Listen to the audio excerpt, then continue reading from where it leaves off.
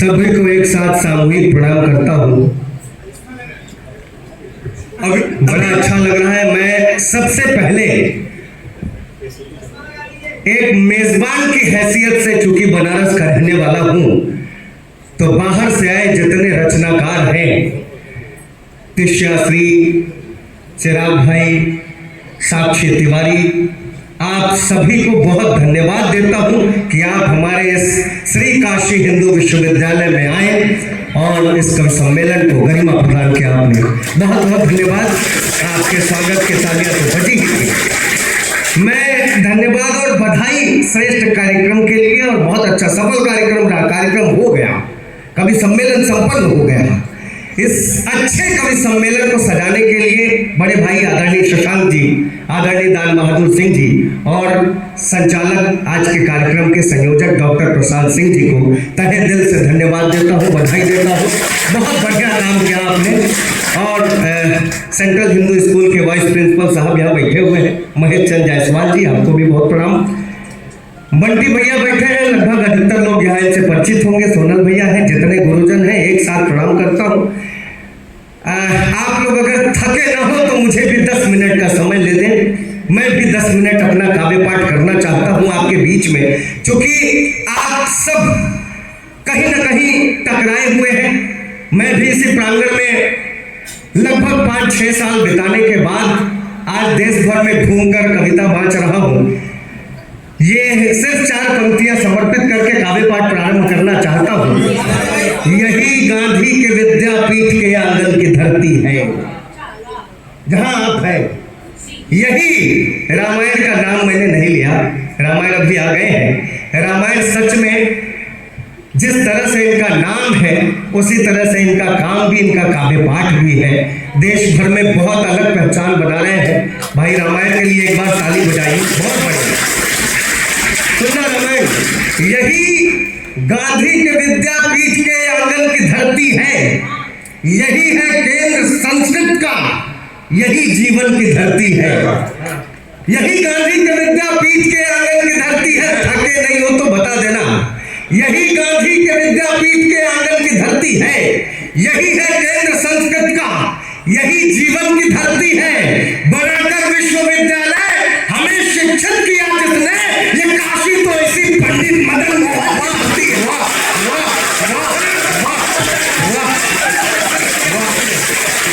ये काशी तो इसी पंडित मदन मोहन की धरती है। बहुत प्रणाम करता हूँ। ये भगवान राम पे बहुत सारी बातें कही लोगों ने।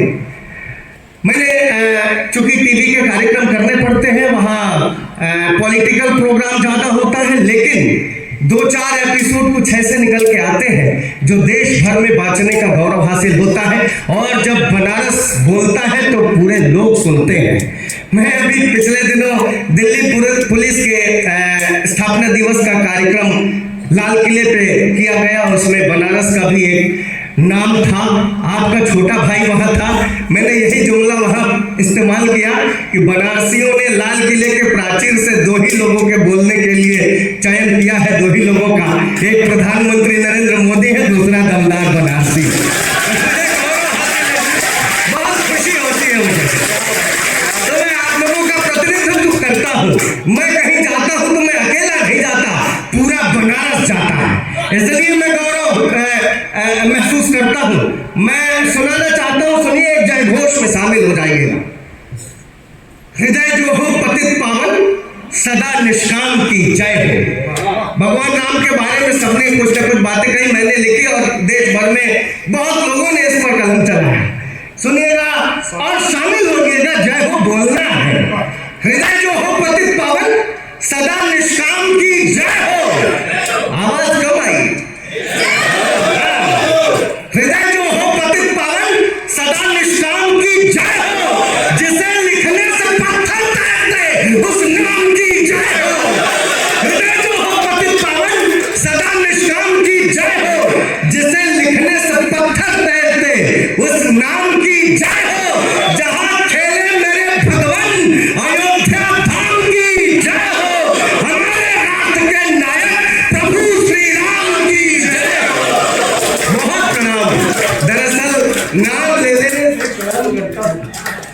नाम ले लेने से लोगों को लगता है कि हम तो नाम की पूजा करते हैं, हम तो सिर्फ भाई राम का जो महत्व है हम लोग उसको मानने वाले लोग हैं।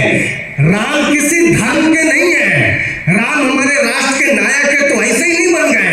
मैं एक छंद समर्पित करना चाहता हूं। आप श्रेष्ठ प्रबुद्ध लोग बैठे हुए हैं, राम को क्यों पूजते हैं? हम हिंदुस्तानी लोग क्या पूछते हैं, सुनिएगा कि माँ पिता का मान रख, काट लिए वनवास, ऐसे संस्कारियों का चित्र पूजते हैं हम क्या पूछते हैं सर? माँ पिता का मान रख, काट लिए वनवास, ऐसे संस्कारियों का चित्र पूजते हैं हम। मित्र को दिलाया हर खोया हुआ स्वाभिमान, मित्रता निभाने वाला मित्र पूजते हैं हम। तालियां थाम के बैठो दोस्तों। मित्र को दिलाया हर खोया हुआ स्वाभिमान, मित्रता निभाने वाला मित्र पूजते हैं हम। नारी अस्मिता के लिए युद्ध किए रावण से, ऐसी उच्च भावना पवित्र पूजते हैं हम। लाज मर्यादा की बचाई पुरुषोत्तम ने, राम नहीं राम का चरित्र पूजते हैं। राम का चरित्र पूजते बहुत प्रणाम करता हूं। मित्रों, बड़ा अच्छा लगता है मुझे जब रामायण ने कहा कि भगवान राम का मंदिर बन गया है। उस समय प्राण प्रतिष्ठा का जो महोत्सव चल रहा था, उसका निमंत्रण बहुत लोगों तक भेजा गया। कुछ लोगों ने कहा हम बाद में जाएंगे, लेकिन कुछ लोगों ने सीधे सीधे कहा कि हम नहीं जाएंगे। मैं कवि हूं, कभी किसी को गाली नहीं देता, ना ही अपशब्द कहता है, लेकिन भाइयों दोस्तों, इस काशी हिंदू विश्वविद्यालय के खुददार लोगों, अगर लगे कि बात सही हो गई है तो समर्थन करना। मैंने गाली नहीं दिया किसी को, लेकिन एक उसको क्या कहते हैं, इशारे में जो चिराग भाई आप कह रहे थे, वो इशारा किया है। और बड़ी अच्छी बात कही है कि जो लोग नकार रहे हैं, शशांक भैया, जो लोग नकार रहे हैं, जो लोग नहीं जा रहे हैं, उनके लिए कि साथ खड़े हो जाओ, साथ खड़े हो जाओ, सबकी आंख के तारे हो जाओ, साथ खड़े हो जाओ, सबकी आंख के तारे हो जाओ, राम नाम आधार बना लो, राम दुलारे हो जाओ, साथ खड़े हो जाओ, सबकी आंख के तारे हो जाओ, राम नाम आधार बना लो, राम दुलारे हो जाओ। और सिर्फ सियासी बातें करना वोट की खातिर ठीक नहीं, राम से नफरत करने वालों, राम को प्यारे हो जाओ।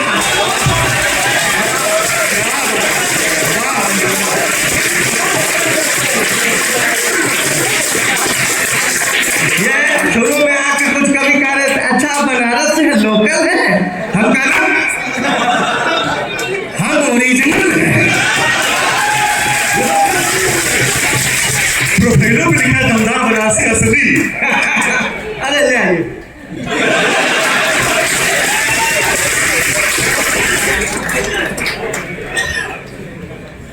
ये सब बड़े कवि जो है दुबई उबई घूम लेते हैं, तो हम भी घूम के आए। ये परिचय कराते लेकिन पूरा नहीं कराते।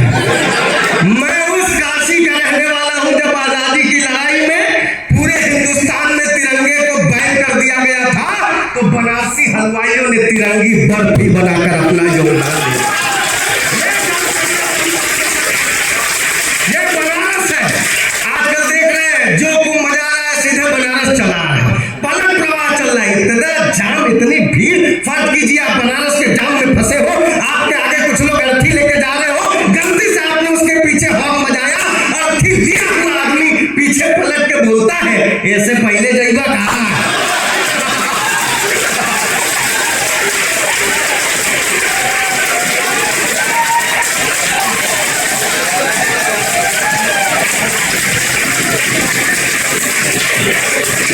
बनारस से गुरु हल्के में नहीं लिया जाता। हाँ, चिराग भाई आएंगे, इस सबसे पहले बनारस बताइए, ये कोई बात नहीं हुई। चिराग भाई ये पहली बार बनारस आ रहे थे, तो इनको किसी ने समझा के भेजा, बेटा बनारस जा रहे हो, देखो बिना नागा बाबा के आशीर्वाद लिए मत लौटना। आजकल घाट पे सारे लोग डंडी मार के बैठे हुए हैं। अभी गंगा में डुबकी लगा के सीढ़ी चढ़ रहे थे, साक्षात नागा बाबा के दर्शन, गुरु लपक के बाबा के पैरों में, बाबा आशीर्वाद दो, बाबा आशीर्वाद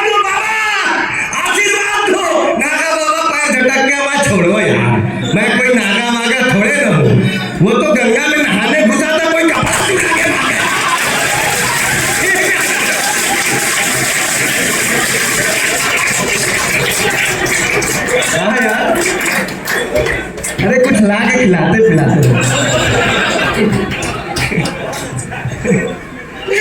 नहीं अच्छा है, चाहे बात चलती रहनी चाहिए। वैसे बनारस का कुछ कहना ही नहीं है, यहाँ तो मस्ती का शहर है, सिर्फ मजा लिया जाए। बनारसियों का परिचय बताना चाहता हूँ कि भाई जहाँ भोर भिनुसार भाई बंधुन के गंगा में नहाई नित्य स्वस्थ है बनारसी। मौज मस्ती मजा मनोरंजन मजाक मान नित्य कर्म पद्धति में व्यस्त है बनारसी। यदि साधु संत ऋषि मुनियों की टोली यहाँ ठग भी उचक्के जबरदस्त है बनारसी। और शिव का नगर शिव गण ही निवास करे, भक्ति में भांग छाने मस्त है बनारस।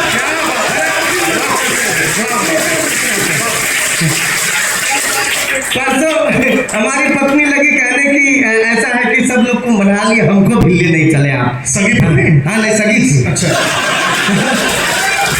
ये 3 बार नहा चुके हैं और हर बार बताते हैं पत्नी के साथ गए थे। नहीं पत्नी गई ही नहीं थी। वो तो कहने लगी कि देखिए सब लोग नहा लिए, हमको क्यों नहीं ले जाते, हमको भी ले चलिए। हम कहा अब जाके क्या करबू, भगदड़ तो खत्म हो गया।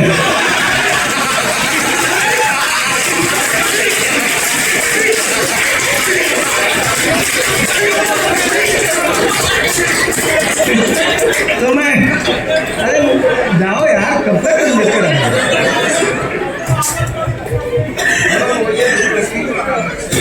ध्यान भंग होता है, वो भी सुन रहे हैं। धन्यवाद।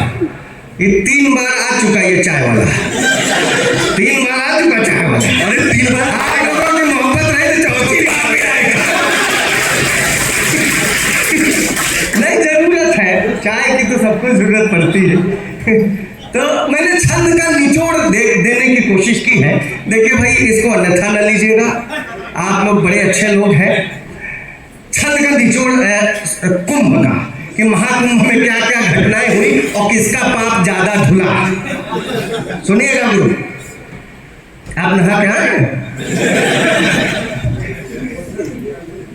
एक लाइन आपको ध्यान से सुननी है योगेश गुरु, कि बाबा IITM वायरल हुए तो संत भी सपट गए इस महाकुंभ में, है नहीं? बिल्कुल। वो तो भला हो विराट कोहली का जिसने मैच जिता दिया,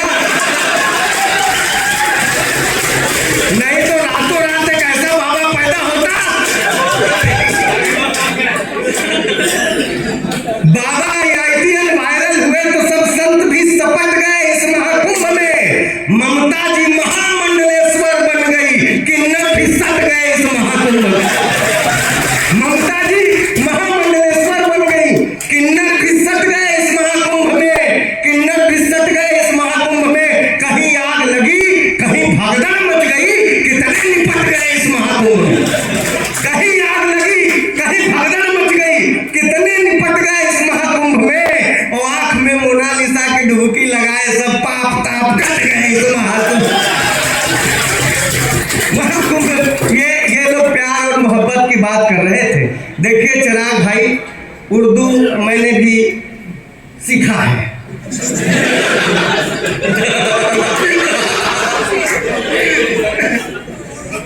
योगी जी के कॉलेज से उर्दू मैंने भी सीखा है। और ये बड़ा अच्छा रहा, आप मोहब्बत की गजल कह रहे थे। दरअसल उसमें किताब में लिखा है कि आशिक और माशूक के बीच के गुफ्तगू को गजल कहते हैं। तो यही लिखा है ना गुरु। इतने पढ़ पाए हम, इससे ज्यादा पढ़ी नहीं पाए। लोग ब्रेकअप पे भी शायरी करने लगे हैं। देखिए इश्क में जब तक मॉडर्निटी ना आए, वो कितने बड़े कवि थे उदय प्रताप सिंह जी, जो कभी लिखे कि हर फैसला होता नहीं सिक्का उछाल कर, ये दिल का मामला है जरा देखभाल कर। मोबाइलों के दौर के आशिक को क्या पता रखते थे कैसे खत में कलेजा निकाल कर। आजकल मोहब्बत का ट्रेंड बदल गया है।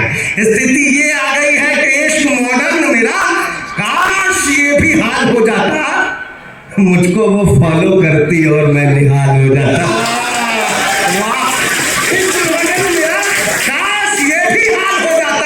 मुझको वो फॉलो करती और मैं निहाल हो जाता। जब कभी इंस्टा पर मैं अपनी फोटो पोस्ट करता तो टच वो 2 बार कर देती तो ये दिल लाल हो जाता।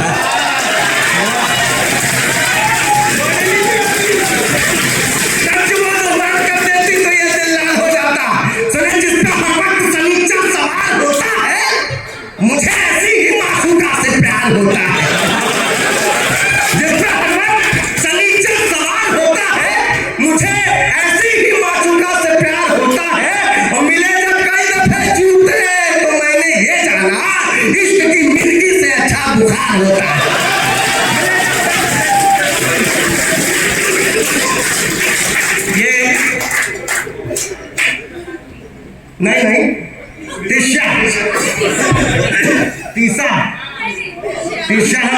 बोल रहे हैं? पटना से। हाँ, पटने वाली थी, मतलब पटना में रहने वाली पिताजी है। पटना में रहने वाली पिताजी है और शहर का नाम ऐसा तुम क्या करेगा। और ये डॉक्टर है। मैंने पूछा जब कोविड का दौर चल रहा था कि कैसा चल रहा है, उन्होंने कहा बहुत बढ़िया चल रहा है। परसों वो भी आया था। मैंने कहा बढ़िया है, तो मैंने 4 लाइनें लिखी, सुनिएगा पेशा को समर्पित। पेशा सुनिएगा कि एक पैरासीटामोल डिस्प्रिन के लिए, यही दवाई काम करते थे। एक पैरासीटामोल डिस्प्रिन के लिए, कोविड में पल्स भाप की मशीन के लिए जिस डॉक्टर का प्यार वो ठुकराया था कभी, उसके ही पास आया था वैक्सीन के लिए।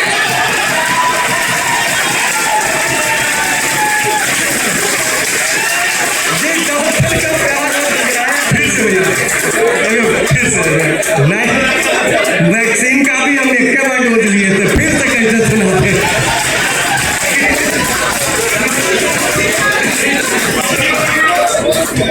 हाँ, ये कह रहे थे फिर आगे कहा ले आए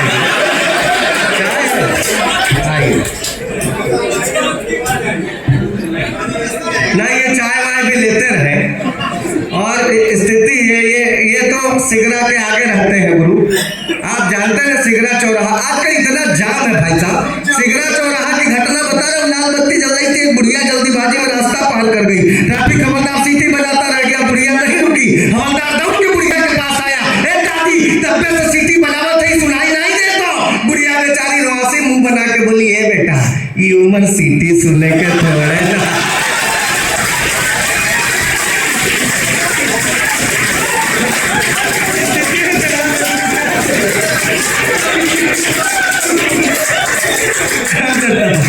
नहीं, ये आप लोगों की मोहब्बत है, बस आपके चेहरों पर हंसी है, लेकिन इन लोगों ने जो मोहब्बत का पाठ आपको पढ़ाया है ये सरासर गलत है। इसका मैं विरोधी हूँ, इसकी खिलाफत करता हूँ। और चिराग भाई की बात को बिल्कुल ध्यान मत देना। मोहब्बत में ये फांसी लगा लिए, ये कर लिए, हटाओ यार। मोहब्बत का फार्मूला मुझसे लो, दिल की बात दिल में हो, नहीं तो तार में जाए। दिल की बात दिल में हो, नहीं तो तार में जाए। महीना प्यार वाला जेठ या आषाढ़ में जाए, तुम एक साथ 6 से कहो आई लव यू। एक भी आ गई तो ठीक, वरना भार में जाए।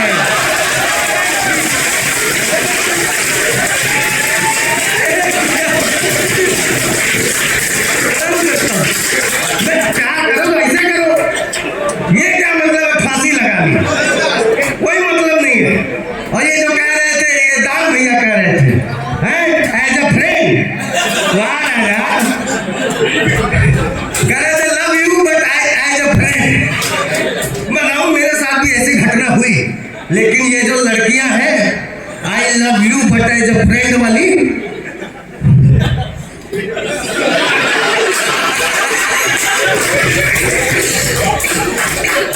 छोड़ के चली गई भाई साहब।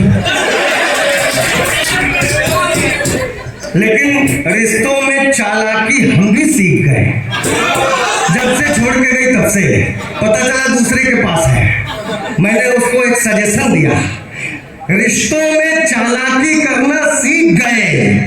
जैसे छोड़ गई थी वैसे थोड़े हैं। दान भैया फार्मूला अपनाइए। रिश्तों में चालाकी हम भी सीख गए। जैसे छोड़ गई थी वैसे थोड़े हैं। तुम भी जिसके साथ रहो बचकर रहना, सारे लड़के मेरे जैसे थोड़े हैं। मेरे जैसे थोड़े हैं। मोहब्बत अलग चीज है गुरु। आजकल लड़कियां कहती हैं मैं पापा की परी हूँ, मैं पापा की परी हूँ। हम क्या कुछ नहीं, हम क्या कोसी नदी के बाहर में पापा क्या है क्या? हम भी कुछ है। मेरी वाली कहा करती थी मैं पापा की परी हूँ। 4 महीने में ब्रेकअप हो गया सर। मैंने कहा तुम बस जबान से बोलो नहीं, सामने आओ। जाने मन, मुझको भी अपना जलवा दिखाओ। छत से ढकेल करके उसे मैंने ये कहा पापा की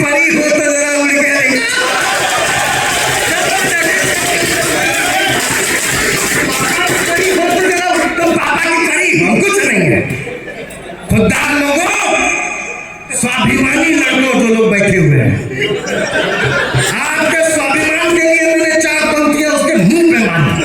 क्या तुम पापा की परी हो? तो हम हाथ खोल के बैठिए सरकार। मैंने कहा तू बहुत गोरी, मैं कृष्ण पक्ष हूं, तेरा दिल गुजरात है, मैं कच्छ हूं। वो अपने पापा की परी तू है तो फिर मैं भी अपनी माँ का मगरमच्छ हूं।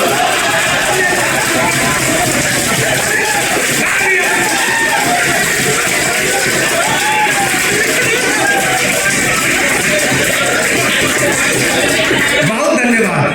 कहीं पानी चढ़ा ले।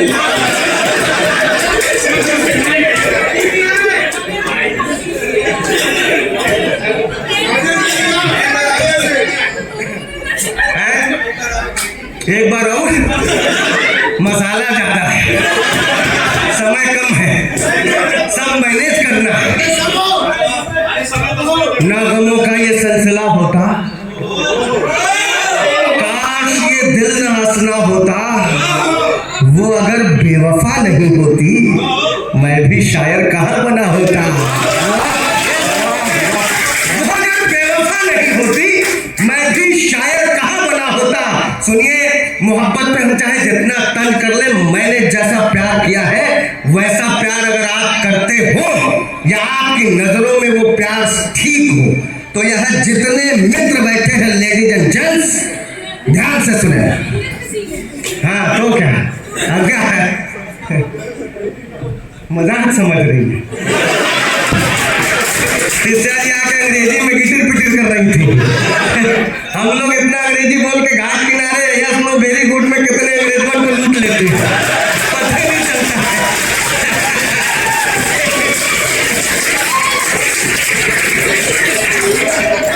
सुनिएगा गुरु, ये तो आज चाय बट गया, हम तो किनारे जाओ यार। हे गुरु, कविता पढ़ने दीजिए। खराब कर रहे हैं। हम क्या कह रहे थे? हाँ, मोहब्बत प्रेम पे लाख लोग जो करना है जो कहना है कह ले। सुनेगा कि अच्छा ये आपने सुना है कहीं कि जिसका प्रेमी या जिसका पति उससे ज्यादा प्रेम करता है उसके हाथों की मेहंदी गाढ़ी होती है, सुना है? हाँ, तो फिर ये ध्यान में रख के ये मेरी मोहब्बत की 4 पंक्तियां सुनना। सूखे में आसमान पे बदली नहीं चढ़ी। चिराग भाई गजल वाले हैं आप, सुनिए। सूखे में आसमान पे बदली नहीं चढ़ी, रंगत मेरे रकीब की जल्दी नहीं चढ़ी। सूखे में आसमान पे बदली नहीं चढ़ी, रंगत मेरे रकीब की जल्दी नहीं चढ़ी। गाढ़ा था खून मेरी मोहब्बत का, इसलिए शादी में उसके हाथ की मेहंदी नहीं चढ़ी। गाढ़ा था खून मेरी मोहब्बत का, इसलिए शादी में उसके हाथ की मेहंदी। मेरी मोहब्बत कैसी मोहब्बत? जैसी मोहब्बत मेरी है, अगर वैसी मोहब्बत आप करना चाहते हो या करते हो तो ताली बजाना, वरना एक भी ताली मुझे नहीं चाहिए। हम बनारस के लोग, हम बीएचयू के लोग, हम हिंदुस्तान के लोग जब मोहब्बत करते हैं तो मोहब्बत की हदों को तोड़कर निभाने की कोशिश करते हैं। सुनिएगा, खता सरगोशियां मिलने की तड़पन देख लेता हूं, खता सरगोशियां मिलने की तड़पन देख लेता हूं। निगाहे खुल्द में ओपन आइज,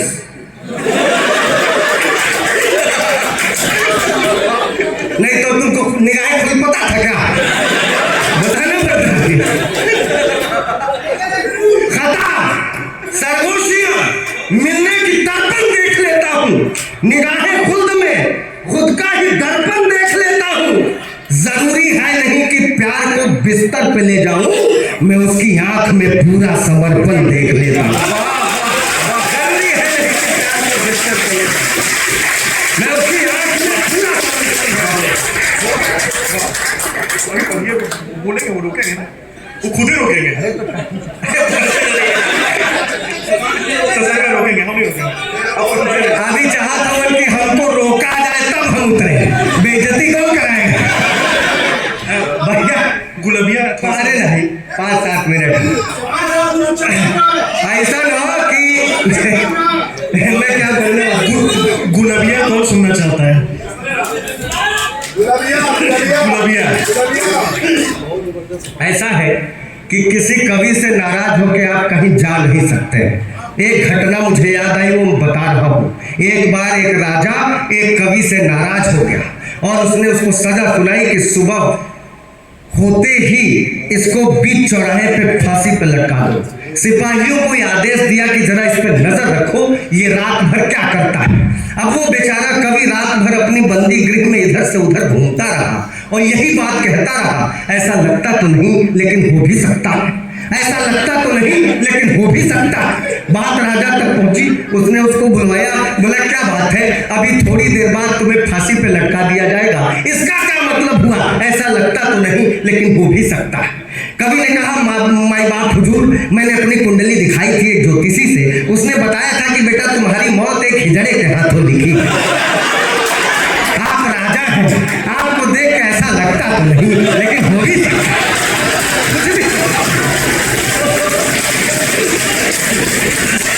कवियों से नाराज होकर कहा जाए प्रशांत भैया इतना अच्छा संचालन कर रहे हैं, ऐसा लगता तो नहीं। नहीं, मैं संचालन के लिए कह रहा हूं। आइए एक छोटी सी रचना आपके बीच रखता हूं, एक व्यक्ति पहुंचाना चाहता हूं। मैं जानता हूं बनारस के लोग, बीएचयू के लोग, खास करके आईआईटी के बहुत प्रबुद्ध होते हैं, विद्वान होते हैं, कविता को पीते हैं, कविता को अंगीकार करते हैं, शब्द शब्द को गहनता से समझते हैं, बहुत अच्छे होते हैं। दुनिया में इनके जैसे कोई, किसी भी स्थान पर इनके जैसा कोई श्रोता नहीं मिलेगा। बीएचयू वालों एक बार जोरदार ताली अपने लिए बजाओ। मोदी कसम खा के बता रहे, इससे ज्यादा चापलूसी में नहीं कर सकता।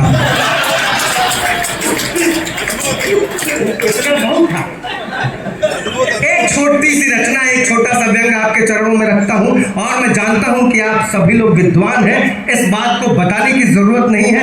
मैंने एक छोटी सी कविता लिखी है, उसमें ना तो मैंने किसी पार्टी का नाम लिया है ना तो किसी नेता का नाम लिया है। सुनिएगा बस। अक्सर चुनाव में हर नेता एक दूसरे पर आरोप प्रत्यारोप लगाते हैं, मैंने वहां से व्यंग निकाला है। सुनिएगा कि एक नेता ने दूसरे नेता पर जैसे ही गधा होने का आरोप लगाया, सारे गधों को एक साथ क्रोध आया। एक नेता ने दूसरे नेता पर जैसे ही गधा होने का आरोप लगाया, सारे गधों को एक साथ क्रोध आया। गधों के सरदार ने सिर उठाकर समझाया, ढैचो ढैचो ढैचो। गधों के सरदार ने सिर उठाकर समझाया, ढैचो ढैचो ढैचो। लोकतंत्र की गरिमा को सस्ती लोकप्रियता के बदले मत बेचो।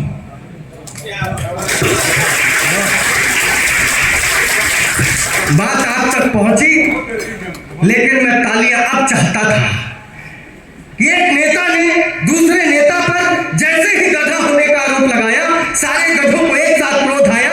गधों के सरदार ने सिर उठाकर समझाया, ढैचो ढैचो ढैचो। लोकतंत्र की गरिमा को सस्ती लोकप्रियता के बदले मत बेचो।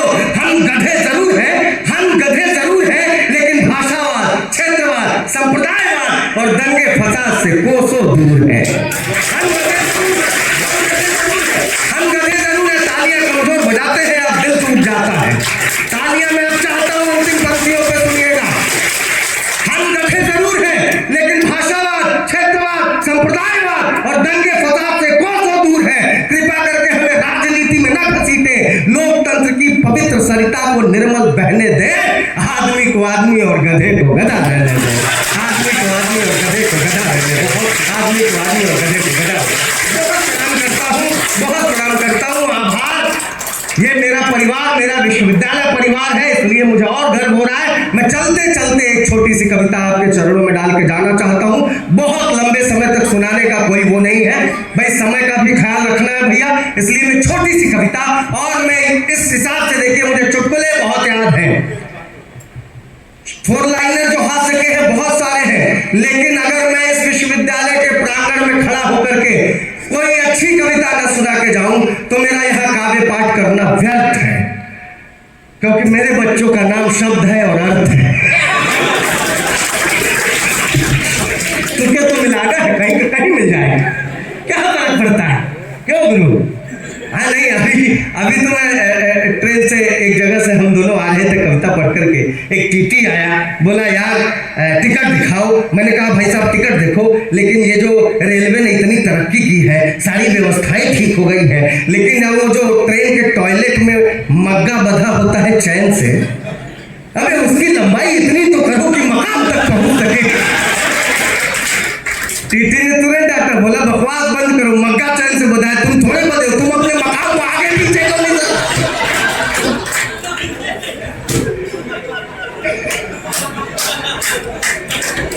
तो आप हंस सकते हैं, लेकिन सिर्फ हंसना ही कविता नहीं है।